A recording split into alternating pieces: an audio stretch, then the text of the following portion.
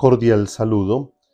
Meditemos la palabra de Dios en este sábado 18 de noviembre de la 32ª semana del tiempo ordinario.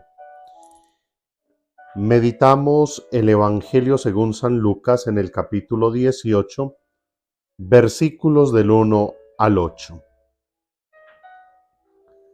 En aquel tiempo, Jesús dijo a sus discípulos una parábola para enseñarles que es necesario orar siempre sin desfallecer. Había un juez en una ciudad que ni temía a Dios ni le importaban los hombres. En aquella ciudad había una viuda que solía ir a decirle: «Hazme justicia frente a mi adversario». Por algún tiempo se estuvo negando, pero después se dijo a sí mismo: «Aunque ni temo a Dios ni me importan los hombres, como esta viuda me está molestando, le voy a hacer justicia, no sea que siga viniendo a cada momento a importunarme». Y el Señor añadió: «Fijaos en lo que dice el juez injusto, pues Dios no hará justicia a sus elegidos que claman ante Él día y noche, o les dará largas. Os digo que les hará justicia sin tardar. Pero cuando venga el Hijo del Hombre, ¿encontrará esta fe en la tierra?». Palabra del Señor. Gloria a ti, Señor Jesús.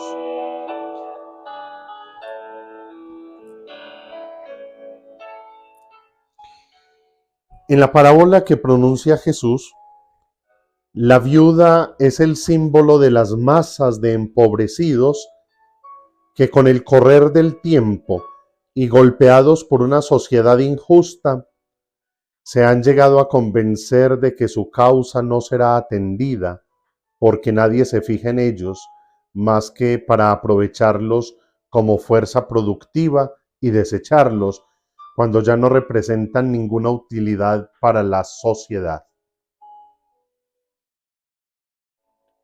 El juez no es un hombre de fe, ni particularmente amable, pero otorga su petición a la viuda simplemente para poner fin a sus inoportunas peticiones. Entonces Jesús quiere demostrar con esta parábola que un Dios que nos ama será aún más generoso si somos fieles discípulos. Sin embargo, el Señor se asemeja al juez inicuo en el sentido de que espera la oración incesante y persistente. La propuesta de Jesús es que el empobrecido, como en el caso de la viuda, se convenza de lo contrario. Es decir, que llegue a sentir y a asumir que el primer interesado en su causa es Dios mismo, y que con el respaldo de ese Dios que se revela contra la injusticia y la opresión, la masa de empobrecidos tiene que comenzar y perseverar en la lucha por la justicia, incluso teniendo en cuenta que hay jueces y sistemas inicuos que con toda seguridad no solo no defenderán su causa, sino que la tildarán de subversión, rebelión, terrorismo y peligro para la nación y para la estabilidad social. Pensemos, mis queridos hermanos, si no es esta realidad que afronta la viuda lo que estamos viviendo hoy día. Sistemas inicuos, la justicia para los de Ruana, como se dice popularmente, los poderosos, los tramposos, los mentirosos, se salen con la suya haciendo cada día más difícil la justicia humana, ensañándose cada vez más en el justo y dándole prebendas al impío. Los políticos, por ejemplo, utilizan a los pobres en las campañas políticas y después no se acuerdan de ellos.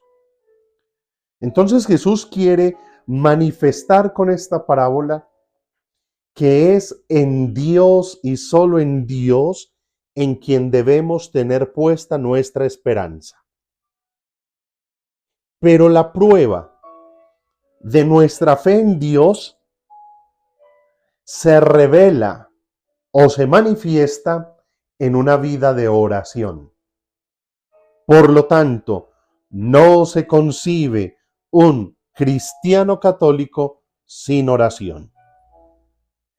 Porque la oración es el espacio de relación con Dios.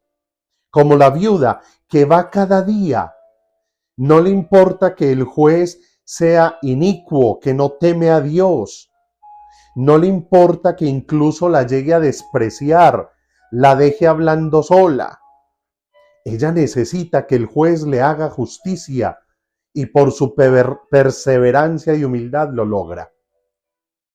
Entonces el cristiano católico que se dirige no a un juez perverso, sino a un Dios lleno de amor, con cuánta mayor razón debe asistir perseverante, humilde, a ese encuentro con el divino Maestro para esperar que sea Él y solo Él quien le haga justicia. Por eso diría bellamente San José María: la oración es el fundamento de toda labor sobrenatural. Con la oración somos omnipotentes y si prescindiésemos de este recurso, no lograríamos nada. Puede sonar como muy fuerte esa expresión. Si el único omnipotente es Dios. Sí, es Dios el único omnipotente. Pero nos dice el Catecismo de la Iglesia Católica en el numeral 2098. La oración es una condición indispensable para poder obedecer los mandamientos de Dios. Es preciso orar siempre sin desfallecer. Es decir, en la oración yo no pretendo manipular a Dios. En la oración yo aprendo a escuchar y a obedecer a Dios. Y si yo estoy en sintonía con Dios, el omnipotente, el todopoderoso, yo me estoy haciendo omnipotente porque estoy en Dios. Y respecto a aquello de no querer manipular a Dios, les invito para que en casa mediten en el libro del Eclesiástico o Sirácida, en el capítulo 35, versículos del 11 en adelante. Dice: no trates de sobornar al Señor, porque no lo aceptará. No te apoyes en sacrificio injusto, porque el Señor es juez y para Él el prestigio de las personas no cuenta. No hace acepción de personas en perjuicio del pobre y escucha la oración del oprimido. No desdeña la súplica del huérfano ni el lamento de la viuda. No corren por sus mejillas las lágrimas de la viuda y su clamor contra el que las provocó. Quien sirve de buena gana es bien aceptado y su plegaria sube hasta las nubes. La oración del humilde atraviesa las nubes. Hasta que no llega a su término, él no se consuela. No desiste hasta que el Altísimo le atiende. Juzga a los justos y les hará justicia.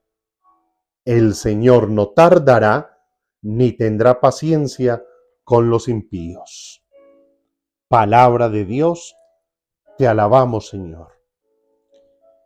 Entonces, no solo Jesús, sino toda la Escritura vinculan la eficacia de la oración a la fe y a la perseverancia.